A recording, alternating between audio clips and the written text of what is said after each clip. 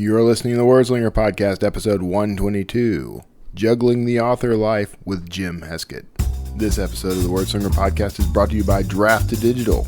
Convert your manuscript, distribute it online, and get support the whole way at drafttodigital.com.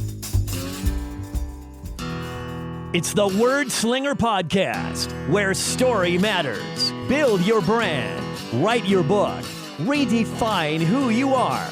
It's all about the story here. What's yours? Now, here's the guy who invented Pants Optional, Kevin Tomlinson, the Wordslinger. Wordslinger. Hey everybody, this is Kevin Tomlinson, the Wordslinger. Not necessarily the one and only Wordslinger I've discovered over the years. It's funny how you think something is so creative and original, and then you do just like the most basic Google search and find out that other people also came up with it. I'm still working on getting wordslinger.com. I think I haven't checked on that in a while, but the lady who owns it, when I checked in on it, said she was holding it for her daughter. I don't know how old her daughter is or was, but she was going to hold on to it until she could give it to her one day, and then she could decide whether she wanted it or not. Maybe use it for something. I'm okay with that. I respect that, but come on. Come on. I have a brand of an established brand here, lady. Anyway, no, she seemed perfectly nice. She just didn't seem interested in selling me that domain. I probably wouldn't pay for it at this point anyway. Who knows? So, thank you for tuning in again. This has been an interesting week. You know, we got an announcement coming up with Draft to Digital that I'm not going to spoil here. But if you are not a Draft to Digital author yet, you may want to pop in there and take a look. Be on the lookout. There'll be a press release and an email and a blog post and all kinds of things announcing something very cool in the Draft to Digital landscape. So be sure to check that out. And in other news, I'm sorry to all my friends and coworkers at Draft to Digital, but this is more exciting news to me.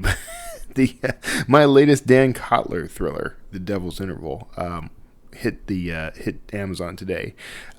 You are going to like this book. Now, here's the deal. I've been very conscious about this. I'm writing each Dan Kotler thriller so that it can, in fact, stand all on its own. You don't have to have read any of the other books, so you don't have to go back and read, Quello Medallion or Atlantis Riddle before you can read this book. It helps, and there will be some spoilers for those books, I guess, in some ways. I try not to spoil like the entire plot of the book, but I want people to be able to dive in and read these from any point. This is a challenge, by the way. This is a challenging thing.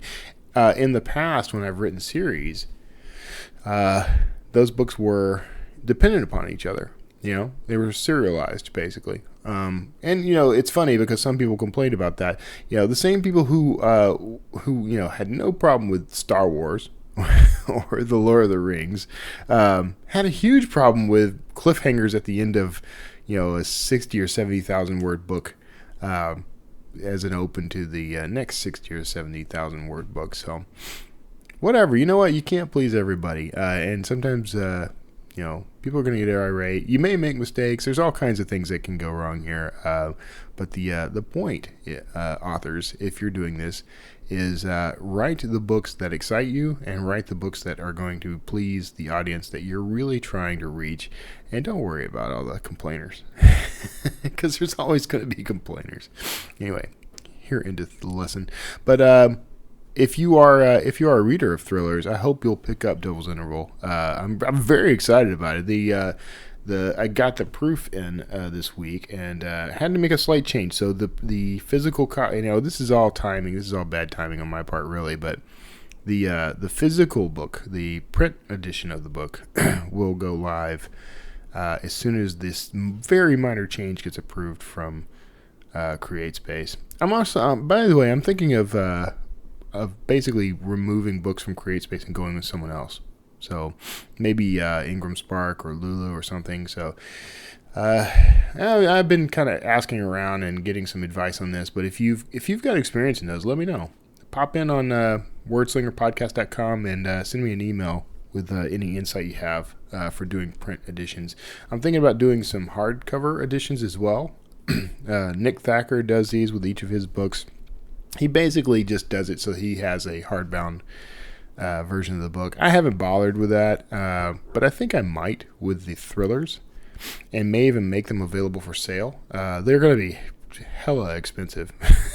I'm just going to warn you now. So, but the thing is, I really subscribe to Seth Godin's philosophy that we are, as authors, we're now in the souvenir business.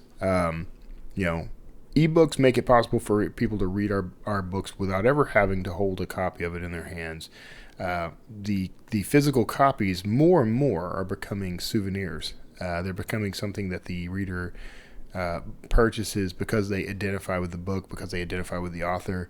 They want something to hold on to. They want something tangible.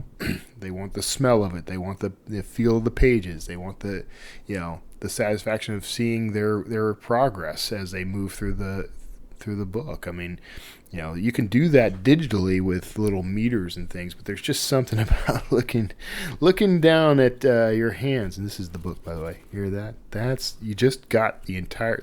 You want an audiobook? Here's an audiobook. There you go.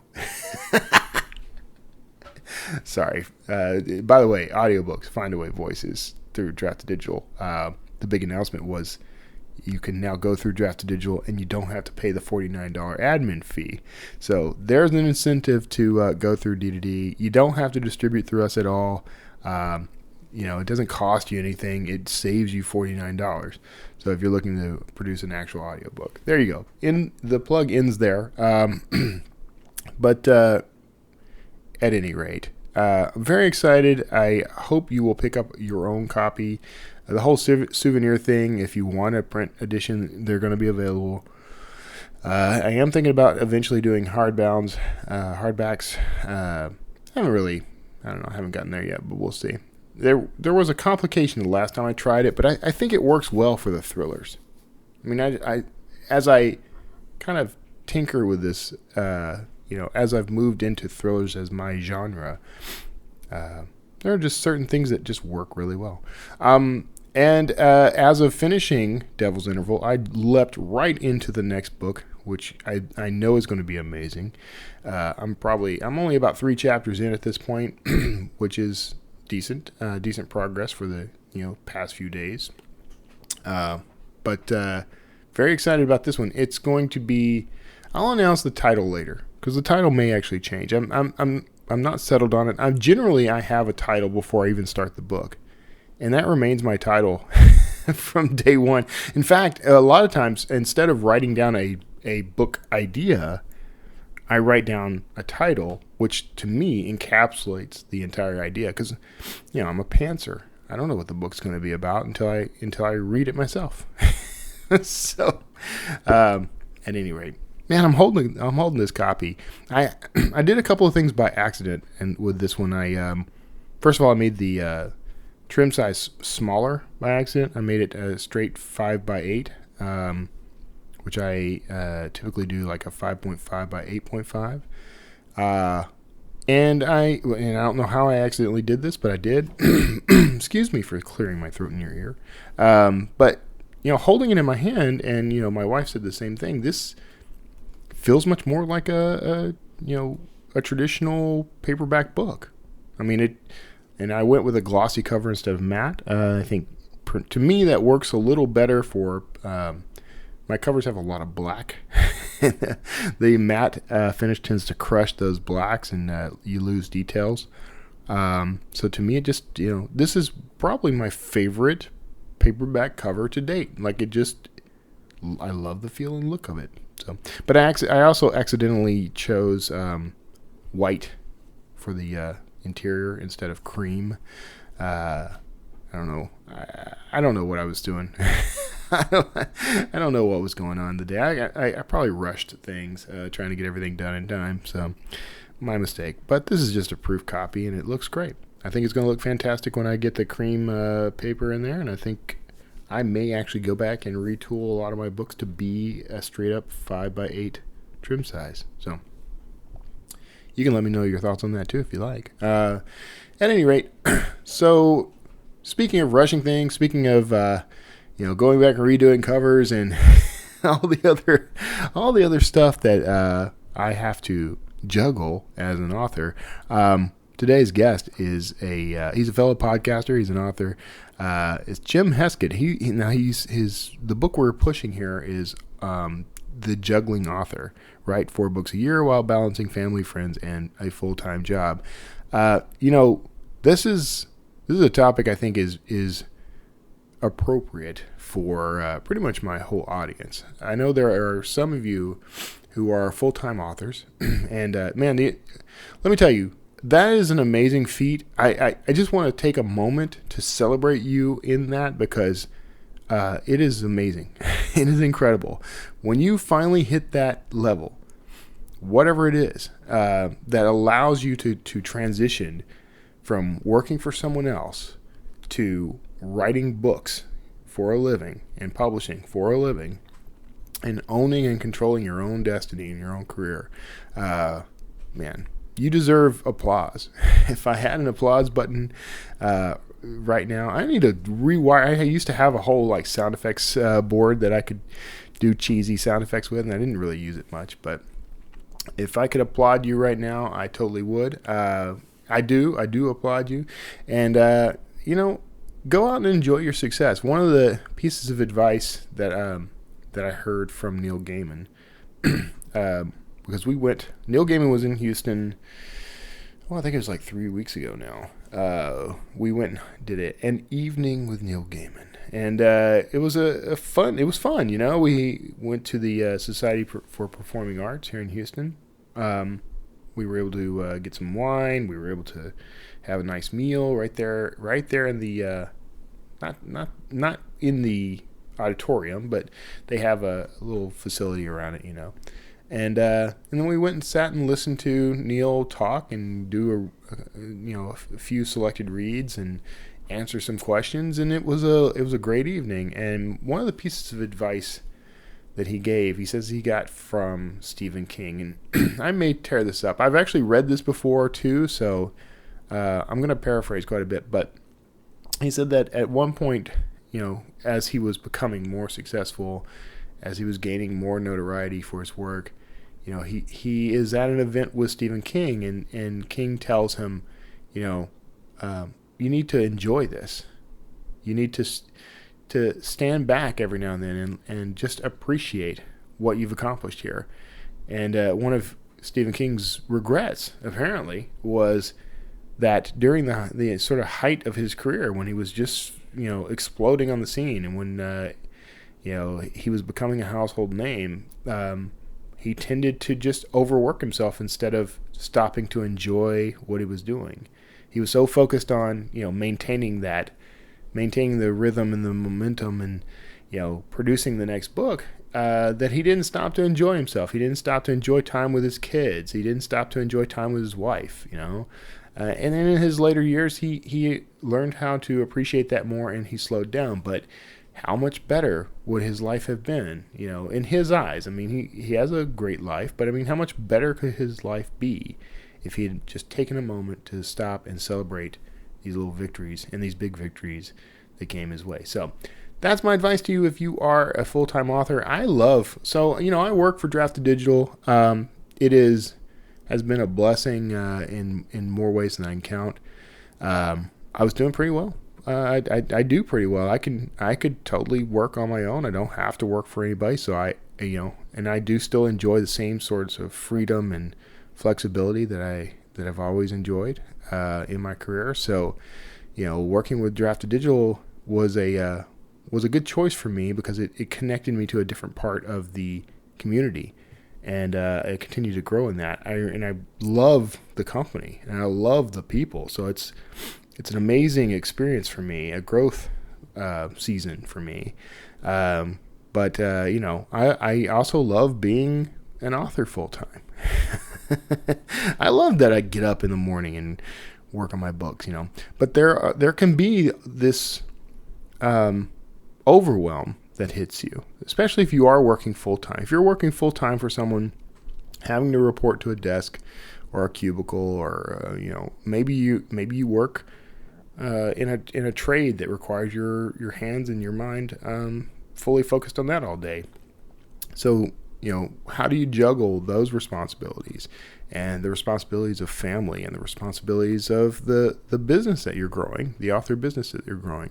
And in this conversation with Jim, we cover that in his book. He goes into great detail about it, so please pick that up. You can find a link in the show notes. But let's go ahead and jump in. I'm way overdue. We're nearly at 16 minutes. I'm sorry. Let's go ahead and jump right into this interview with Jim, and see me on the other side. We'll do a little housekeeping.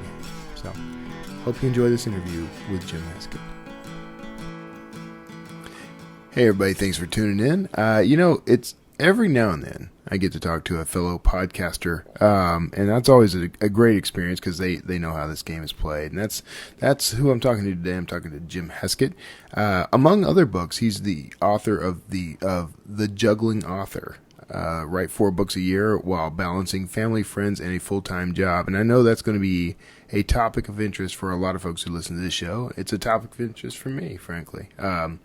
Although 4 books a year, I'm just going to humble brag. I do that. That's fine. So how's it going, Jim? Welcome to the show, man. What's up, Kevin? Thank you so much for having me on. It's great to be here. Thanks, man. So, all right. Well, you and I have somewhat parallel careers, I think. We do practically the same stuff. You write thrillers as well. You write noir thrillers, though. Mostly, yeah, noir thrillers and a little bit of mystery, but I've dabbled in some other genres. I've done some dystopian stuff and a couple of short story collections that are mostly dark comedy. So I have trouble staying in one place. Yeah, I hear you, man. Just take a look at my catalog. I'm all over the place. Yeah. So what brought on the Juggling author then? I mean, other than you probably do this stuff in your career, but I mean, what prompted you to write the book? Well, it started with I just wanted to jump into the nonfiction game. I really wanted to branch out and try some nonfiction, but I was trying to find my niche because I didn't. There's not a point in writing an end-to-end book for indie authors anymore. I think right. The Write, Publish, Repeat by Johnny, Sean, and Dave pretty much cornered that market. Right. And so I was looking at things that people were doing, like Chris Fox, who does the 6-figure author and write to market, and people like Rachel Aaron who wrote 2K to 10K and wrote these very specialized books in the publishing world that teach you how to do a very specific thing.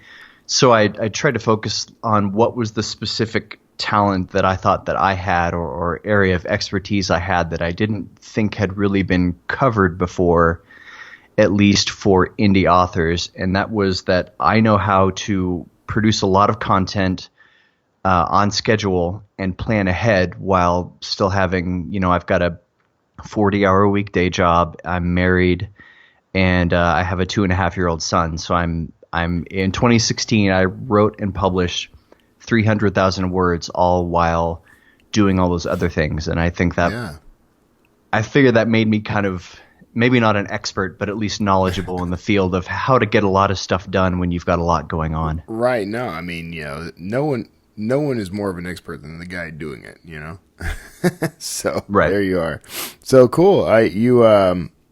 That's a lot, man. That's a lot. I don't have kids, so I have kind of a little bit more freedom, I think, than some authors, especially if they're working full-time jobs. I don't work a full-time job per se, so it helps me to have a lot of free time. But I remember the days when I was that juggling author, where I'm trying to balance everything. I mean, what are some of the, I guess, the tips, or where does this start for the juggling author? Well, I think what I've done is I've developed a plan, or I've developed a system, and I hate to describe it as that because it sounds like I'm about to sell you on a $97 info product, but I've basically made a system that allows me to write and publish a book in less than 3 months, and all while doing all those other things. So it's basically I'm able to get that done with about an hour and a half to 2 hours a day of free time. And I do that while planning very extensively. Like part of the whole juggling author method is to be an organizational freak. Yeah.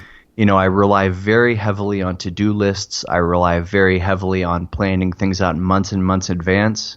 So I'm always adding to the end of the queue rather than struggling to get the next thing out. I have a pretty firm publication schedule for the next 6 months and kind of a loose one for the next year.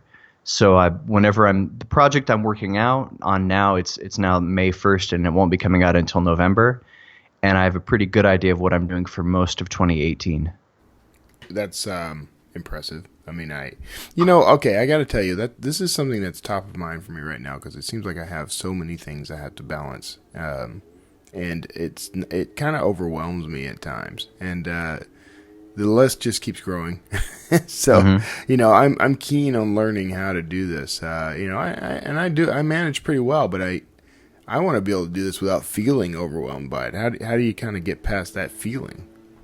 And I'm sorry for the leaf blower that just kicked in again. That's all right.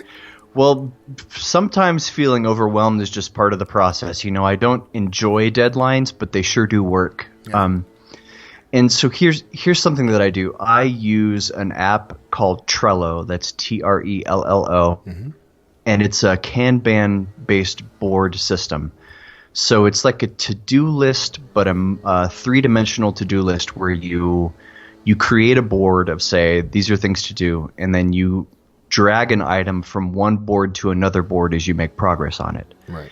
And so I have 3 separate boards that I mainly use. One is my general to-do list, and in that board I created lists for things I have to do right now, things I have to do next, things I have to do later, and things I have to do someday. And the second main board that I use will be things for my mailing list, and the third board will be things for my publication schedule. So, and my main board, my big to-do board, is going to be things like write the blog post about this, put this book on CreateSpace, contact this cover designer about this, contact this editor about this. So it's just all the general things that I have to do, and as they get closer to deadline, I drag them from the due later board to the due next board to the due now board. Right. So at a glance, I could look and see what are the things I have to do right now to get off my plate. And then the publication board is more, I look at here are the things I'm definitely going to publish in the next 6 months, the things that I want to add to the end of the queue. And so I'm managing all my publications that way. And then the mailing list board might be the most important one because I keep track of I plan my emails out to my mailing list 3 to 6 months in advance. Yeah.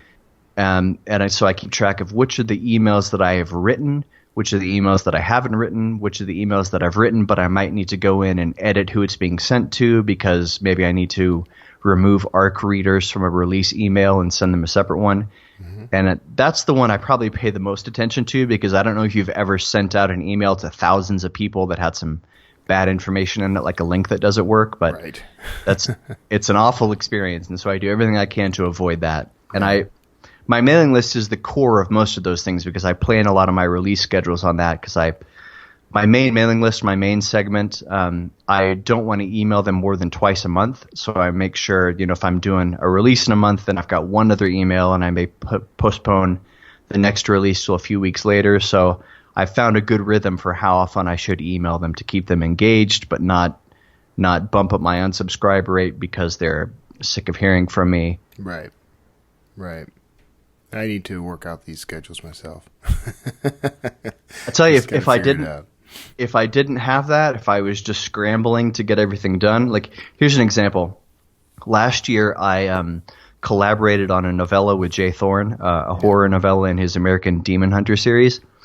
And the book was on his dashboard. He was managing everything. And so I was going to let my mailing list know about it, but he hadn't published it yet. And so I was like, okay, I want to tell my list about it on this day.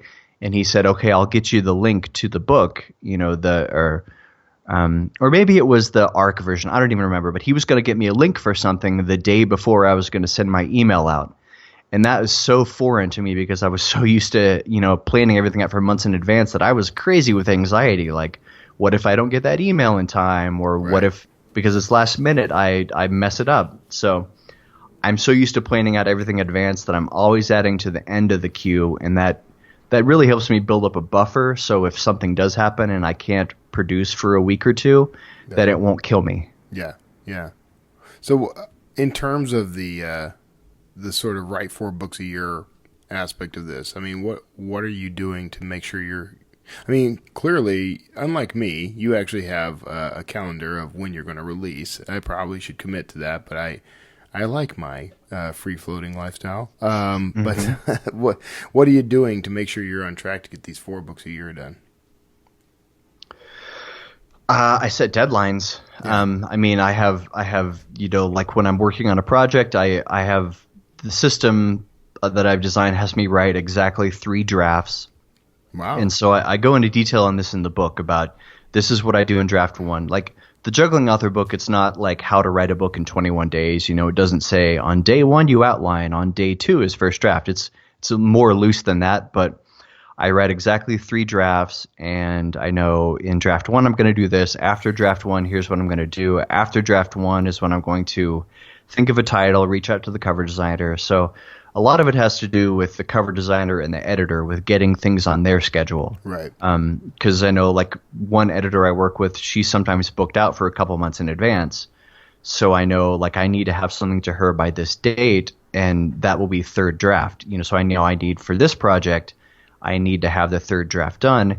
And because I've done this enough times, I know it's going to take me 3 weeks for first draft, 4 weeks for second draft, 2 weeks for third draft, and it's going to take me this long in between. So I could say this project needs to begin on this date for me to achieve 3rd draft so I can get it out to the editor by that day. Right. These drafts are these edit passes, or are they, what is this exactly? So basically the way I do it is this. One of the main things that I do, and I think that this helps me to write content fast, is that in my first draft, now one of the most common pearls of wisdom you hear from writing advice books is that you write your first draft and you go back and you cut out 10%. Okay. And I do basically exactly the opposite. I write really short in first draft. Because if a book is going to end up being 60 or 65,000 words, in first draft that's going to be about 35. Because I outline in beats, so I have kind of a loose outline. I basically know, some pieces of who the characters are, and I know what the plot's going to be. And then as I'm going through first draft, things like descriptions of characters and descriptions of places, I mostly leave that stuff out so I can get it on the page as quickly as possible, and that helps me keep the excitement level high, and it just helps me get into something I can mold into clay later. Yeah. So my first draft is basically getting everything on the page as quickly as possible. And then my second draft is about getting it to the right word count that I want. And I know what the word count is going to be, usually based on the number of scenes I outline. So because I write thrillers, I know that my scenes are usually going to be somewhere between 1,200 and 1,500 words apiece. Mm-hmm. So I can look at, say, I've got 40 scenes, and so this book is going to be about 65,000 words. And so I'll go back and look at my first draft, which is 35,000 words. Then I do some maths, and I figure out how long each scene needs to be to get it to the right level of pacing. And then that second draft is going through and fluffing things up, fixing huge logic problems if I've skipped, created any big plot holes from draft 1. Right. Fixing that stuff, and then buffering up the word count so that I do things like include descriptions of people, places, and things, and differentiate the character dialogue, because in first draft my characters basically all talk the same. Right. Like they all basically sound like me. And then I go back and once I get to the end of first draft, I know what the characters' voices are basically. So I can go back and include that in the second draft. So the second draft usually takes me longer than the first draft. Okay. And then third draft is really when I do my pre-editing pass, when I go back and I spiffy up the verbs, like I exchange all those weak verbs for good ones. By by third draft, I've usually gotten beta reader feedback. I don't give out first drafts for beta readers, but second drafts I do. And then so by the time I start working on third draft, I get that beta reader feedback. And if a few of them are mentioning certain things, I'll take a good hard look at it. So I'm incorporating that stuff. So by the time I get to the end of third draft, it's pretty much good enough to go to a line editor and a proofreader. I don't use developmental editors, but Yeah. I figured out 3 drafts is about right for me, because I can get, between draft 1 and draft 2, it's like a 90% improvement. Then between draft 2 and draft 3, it's like a 25% improvement. Yeah. And so draft 4 might net me a 8% improvement, but is that worth the time it would take me to do it? Right. Because I'm juggling and because I've got all these other responsibilities, I don't have the time to edit a draft into infinity like I did when I was, 5 or 6 years ago when I was chasing traditional publishing and I just wanted to get signed by an agent, and I would write 12 drafts of a thing and take 2 years to do it. Right. I don't have time for that anymore, man. I'm an indie author and I need to build up my catalog. No kidding. Yeah. Speaking of which, how many books do you have out right now? I'm not really sure. Yeah, I hear you. I've got 6 books in my main series. I've got the 4th book in a different series is about to come out. The 3rd book in a different series is about to come out. And then I've got a couple of standalone things. So I could probably tell you closer in word count than I could in the number of books, actually. Yeah. Authors are obsessed with their word count. So, do you have like a daily word target that you aim for? I don't usually. It just depends on what deadline I've set. If because the project that I'm working on right now, I'm in the second draft of a project, and I have a deadline of May 11th to finish that second draft, and so I know I need to hit about 900 words a day to complete that second draft. I'm gonna do more than that, though. I almost always finish that early, but so my word count is determined by deadlines and what other projects I've got going on. So it's interesting because, so I have my 30-day author formula, right? The emphasis for most folks is on the word count, but in your case, it would be on the deadline, which is equally valid, but it's and both are components of the formula. So you're just doing what I tell people to do. It's determine how long the book's going to be, determine when you need it, and then how many words you got to write each day. So yeah, that's pretty cool. Yeah, one of the things that I do to hit that word count. I'm not there's 2K to 10K, and then Chris Fox also wrote 5,000 words per hour. Right. I do use some analytics to help me get there. I have an app on my phone that that tracks my writing, and so I hit a start timer, and then I write, and then I hit a stop timer, and then I enter in my word count for that sprint, and it tells me how many words I'm doing per hour, and it tells me how many words I'm doing per day. Right. And so I can track my times and see, okay, I'm on weekends, I'm more productive in the mornings or evenings, or on weekdays, because I may get, because of my day job and responsibilities, I might have 30 minutes in the morning, 30 minutes at lunch, and 30 minutes at night after the kid goes to bed. Right. So I pay really close attention to where are my productive times and try to focus on putting my creative energy into that. Whereas if I notice there's a time where I'm not very productive, maybe morning, because I need my coffee and my bagel before I can get going. Right. I might start reserving that time for things like answering fan emails or submitting promotions to websites and doing admin work in my KDP dashboard, stuff like that. Yeah. One thing that I want to sort of home in on, because I think it's cool and I think it's something that I preach to people, but you're doing this in 1 to 2 hours a day and you're being very productive. Mm-hmm.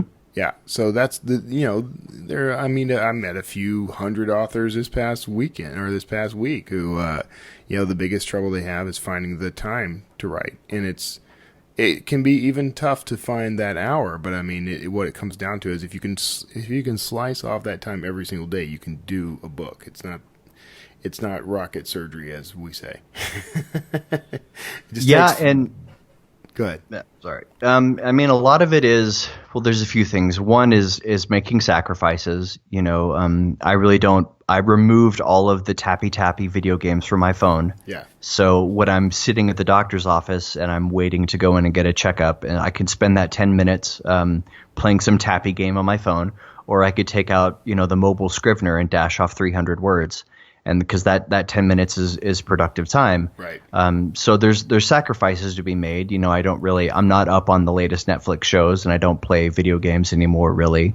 Right. A lot of it is fun, making time out of nothing, like bargaining with my spouse, where she'll say she's going to go out with her friends on Saturday night. And I say, well, that's fine. I'm totally willing to be single dad for the evening if you'll give me 2 uninterrupted hours tomorrow on Sunday where I can focus on doing my work while you babysit the kid. So there's a lot of that stuff that goes on. And I think the most important thing with finding time is I think a lot of us, especially the more sensitive of us, are really victims of the muse, victims of that idea that you can't write unless you're inspired, right, or victims of the idea that if you write something that you might look it over again and go, oh, this is crap, I'm just going to throw this away.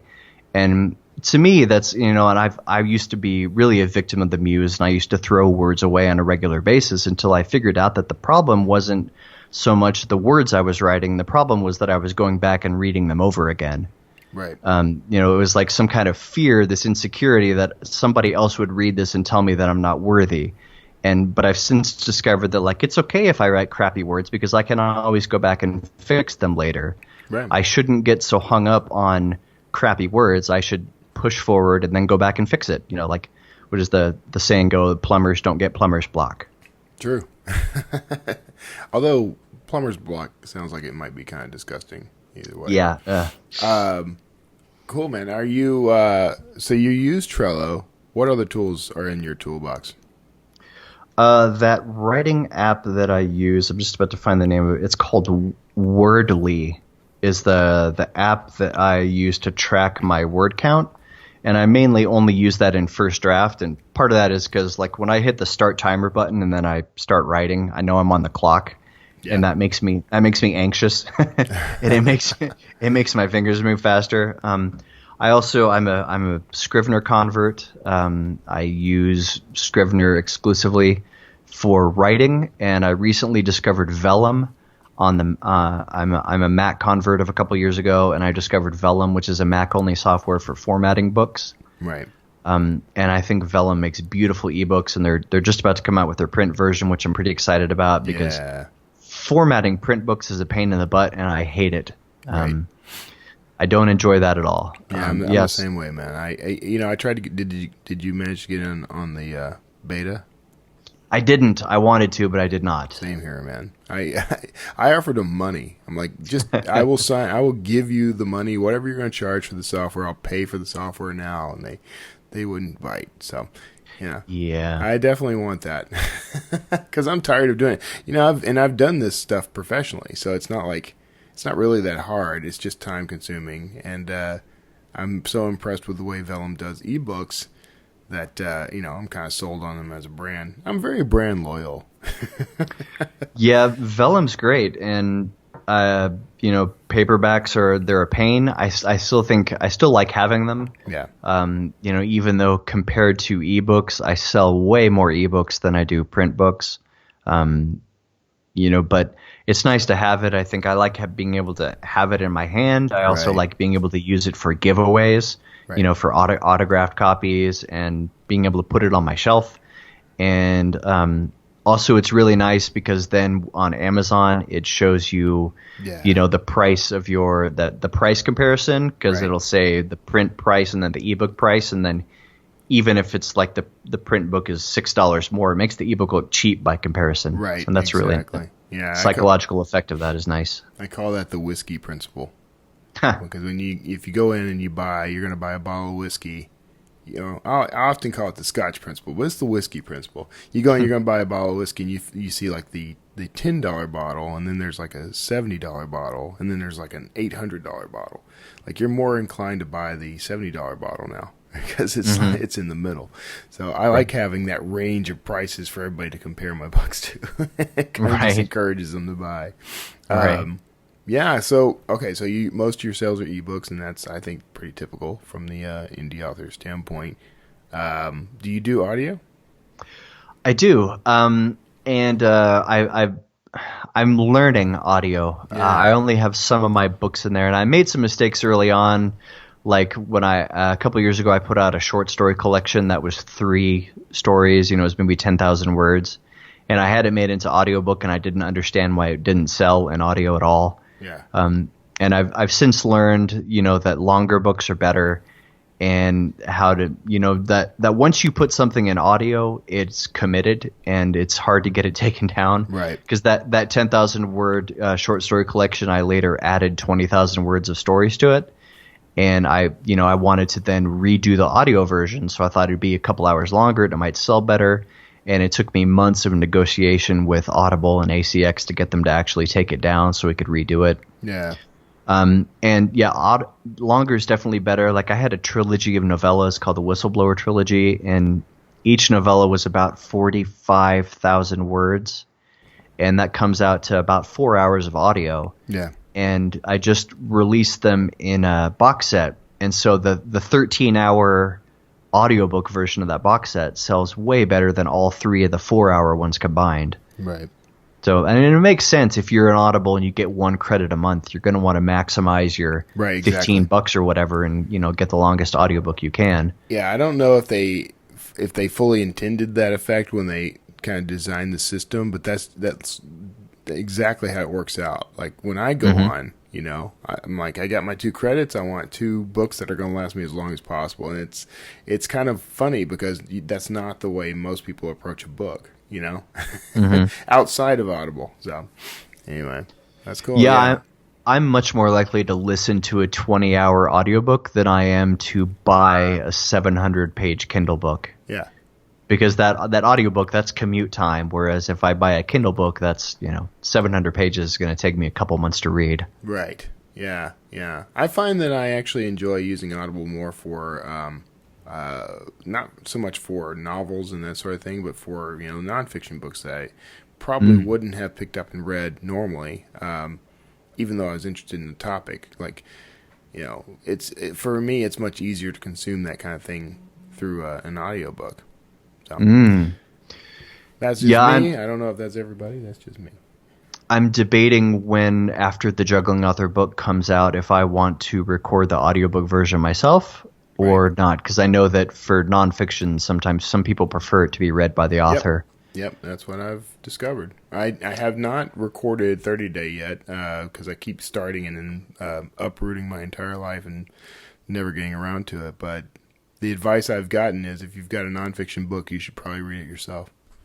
So. Yeah, and I've got some time behind the microphone, doing some podcasting, but I don't know. There's some things I think is better left up to the professionals, so we'll see.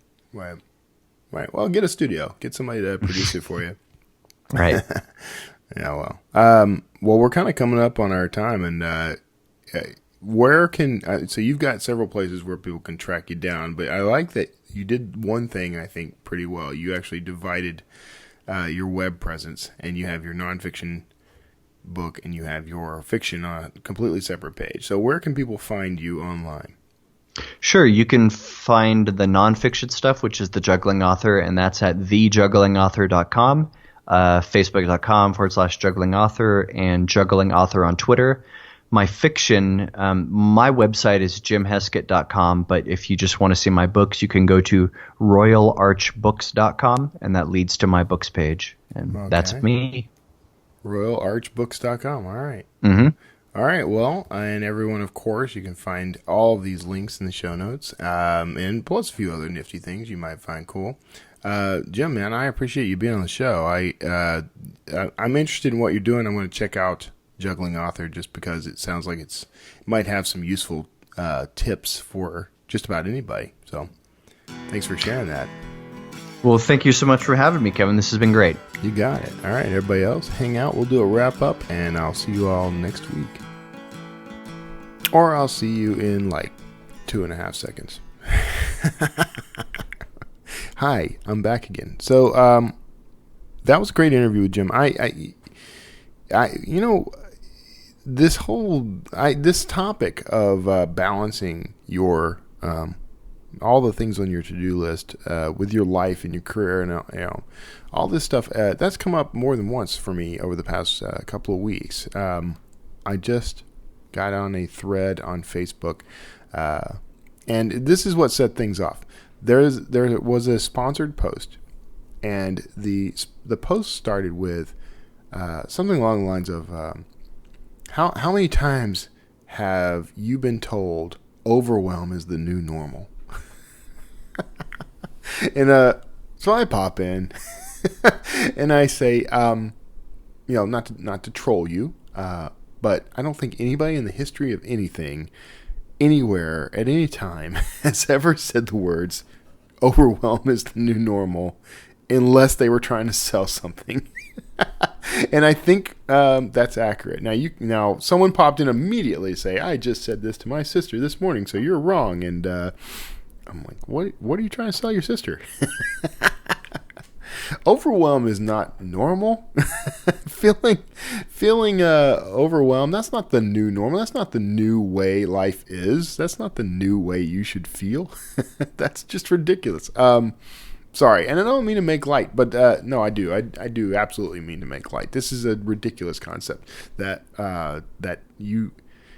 the idea that anyone is going to tell you, yeah, you're overwhelmed, but just get used to that because that's the way life is.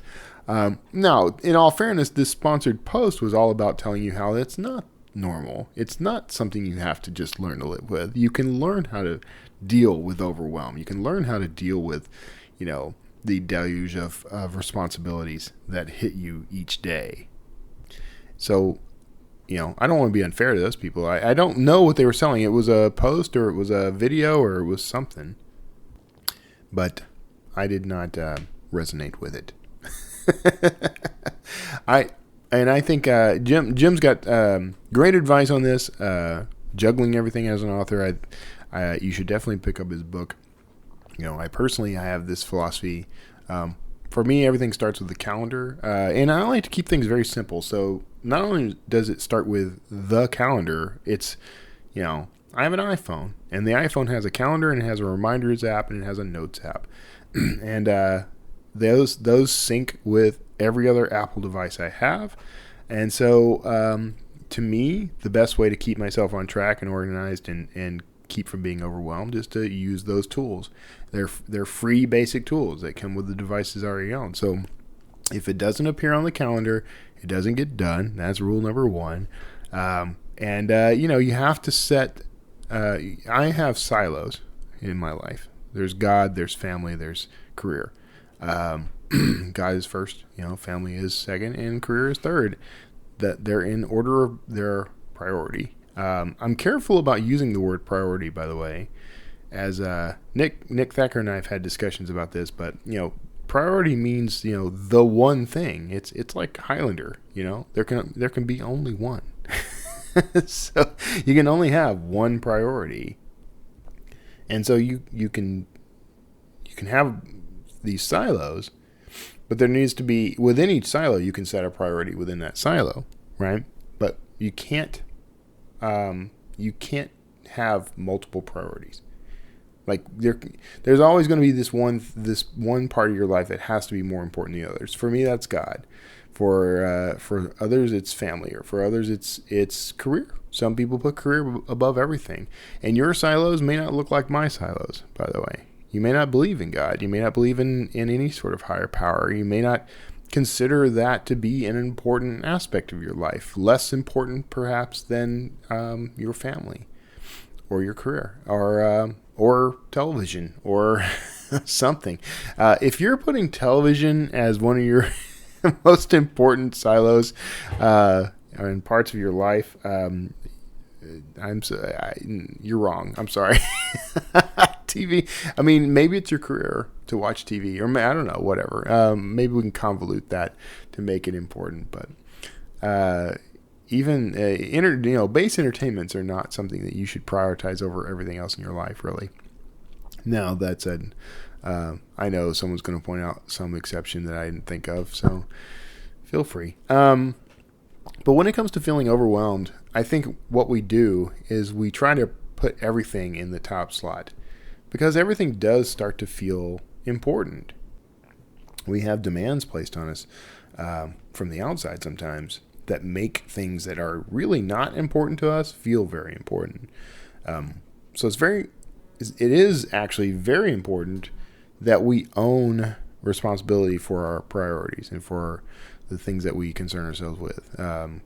Meaning that even though someone else will tell you, okay, let's just put it this way. Let's say you are working a full-time job. There are responsibilities you have as part of that job. It ultimately, you have to own your role in that position. You have to decide for yourself, is this more important than that? Is this more important than other aspects of my life?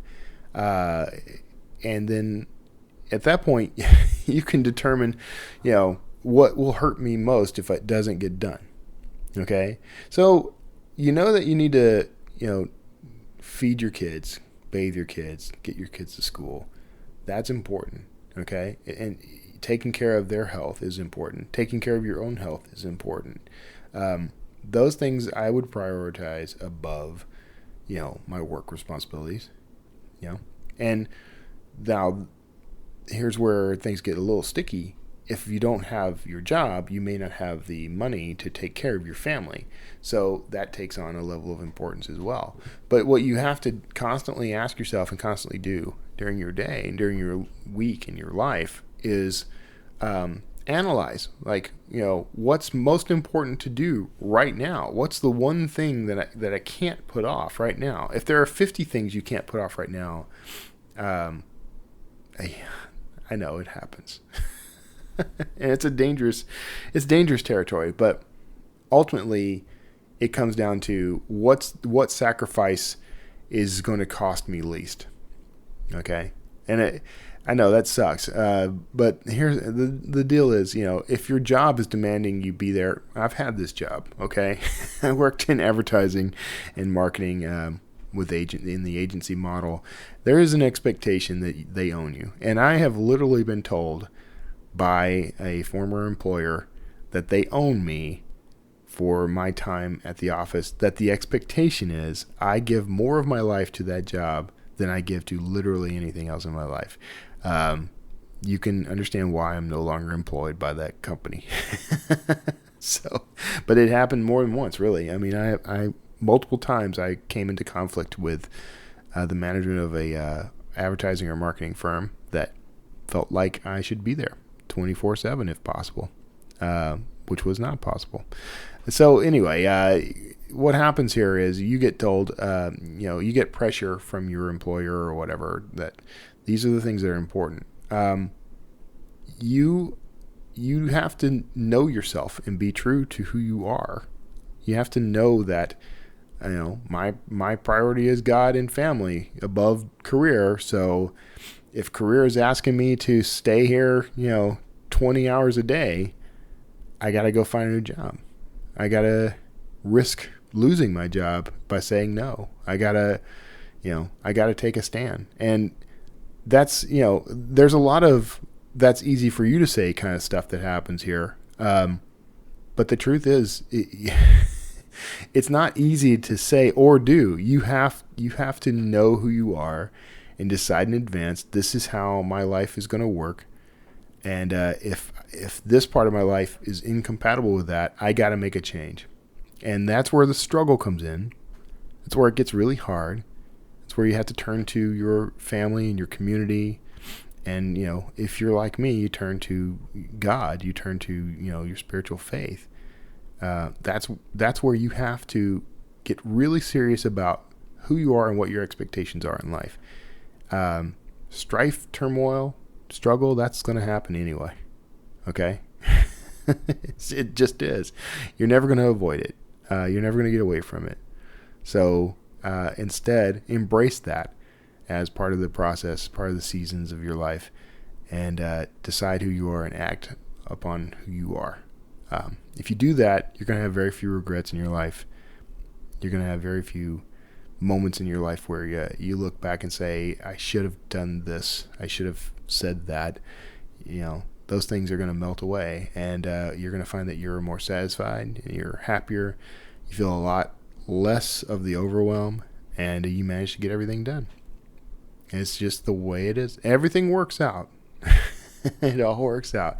And I'm telling you this as someone who backslides on this constantly, by the way. I'm constantly getting myself stressed out because I feel overwhelmed because I've got so many things to do. I've got so many blog posts to write and so many podcasts to produce and so many books to finish and so many marketing campaigns to run. And, I got to go to these conferences I'm going to be away from my home through most of September and a big chunk of October at conferences in at least three different states. And at times I think about it and think, it's going to be stressful. Being away from home is stressful. I miss my wife. I miss my dog. I miss the comforts of my home and my office. But such a wonderful opportunity for me. And for the authors I meet, we get a chance to interact with each other, and maybe I can help them too. And why would I want to pass on that out of a sense of discomfort, So I don't let it overwhelm me. Instead, I try to look for what the positive benefit is going to be, or was in some cases, if something's already happened in my life, and try to find a way to be grateful for it. This is not easy, but it's so wonderful. It helps you so much. So anyway, I need to go ahead and wrap up. I appreciate you tuning in and sticking around this long. This has been a talky day for the Word Slinger. Sorry about that. If you'd like to talk, I'd love to hear it. You can call me. Call me at 281-809-WORD. That's 281-809-9673, where you can leave me a voicemail. You can also go to wordslingerpodcast.com. There is a send voicemail button that floats along the right-hand side of the screen, little orange button. Click on that guy and leave me a voicemail. There are limits to how long these can be. I believe it's a 1-minute message. People have actually recorded their own on their iPhones or their smartphones or their computers and just emailed it to me. That is fine too.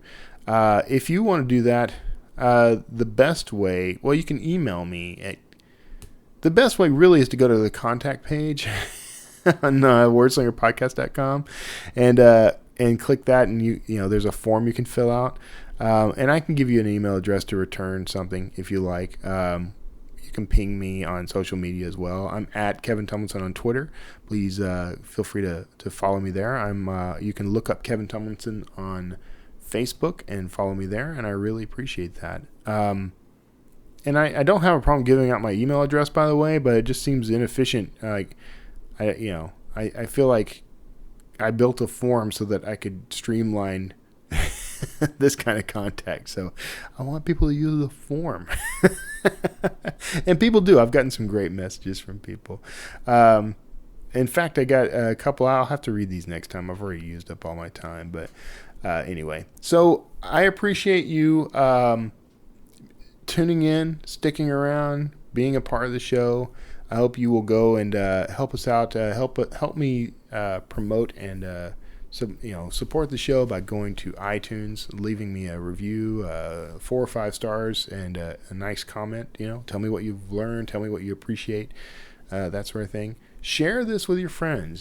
Share it on social media, share it in blog posts, wherever you make contact with your audience.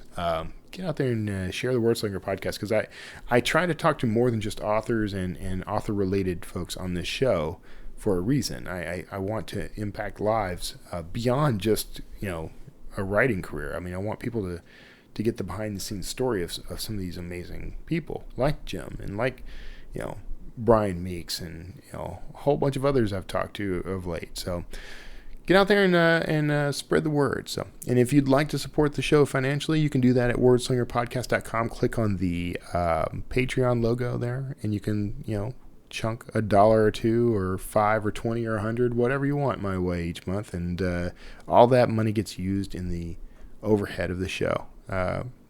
costs for hosting and services I use and replacing equipment, that sort of thing. That's where that money goes. So you can be sure that when you do make those donations, they're being put to good use. So that's it for me this week.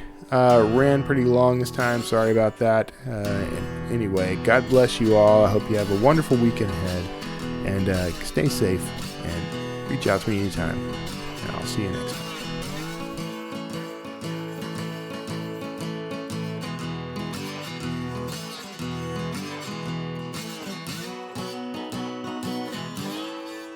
Word Slinger.